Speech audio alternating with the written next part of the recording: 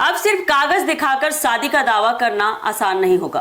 Patna high court के एक बड़े फैसले ने साफ कर दिया है कि हिंदू विवाह की वैधता साबित करने के लिए दस्तावेजों के साथ शादी में हुई जरूरी रस्मों का प्रमाण भी अहम हो सकता है।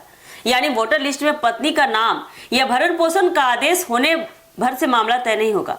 कोर्ट के इस फैसले के पीछे आखिर क्या वजह छिपी है, किन रस्मों को लेकर अदालत ने सवाल उठाए हैं, जानिए पूरी खबर विस्तार से।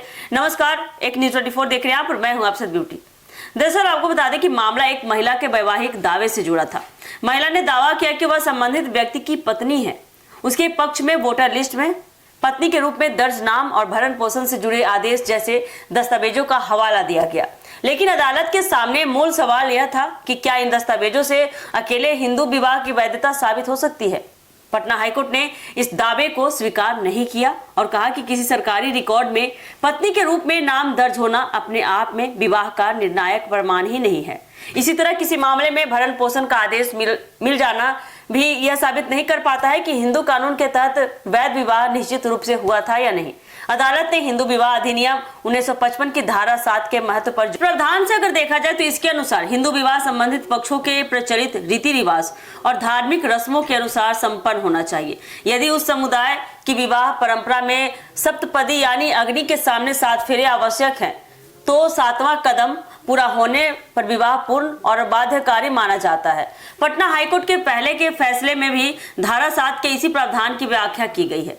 ताजा मामले में बताते चले आपको, अदालत ने यह भी देखा कि विवाह की जरूरी रस्मों के संबंध में पर्याप्त प्रमाण मौजूद नहीं थे। रिपोर्ट के अनुसार सप्तपदी और सिंदूर दान जैसी महत्वपूर्ण रस्मों को साबित करने वाला ठोस साक्ष्य सामने नहीं आया। इसलिए केवल वोटर लिस्ट में पत्नी का नाम दर्ज होने को विवाह का निर्णायक प्रमाण नहीं माना गया। इस फैसले का मतलब यह नहीं है कि हर हिंदू विवाह के लिए एक ही तरह की रस्म अनिवार्य है।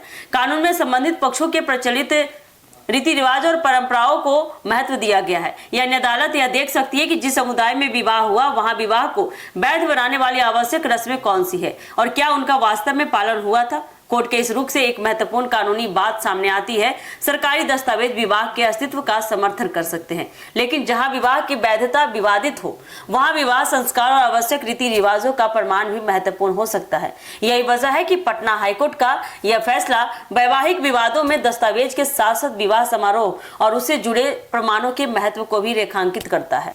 तो पटना हाईकोर्ट का इतना बड़ा फैसला जो कि हिंदू विवाह के लिए सुनाया गया है, देखिए आने वाले समय में हिंदू विवाह में ही तो हिंदू रीति रिवाज में कौन सा नया मोड़ लेकर आता है। तो ये थी अब तक की अपडेट। फिलहाल के लिए दीजिएगा इजाजत।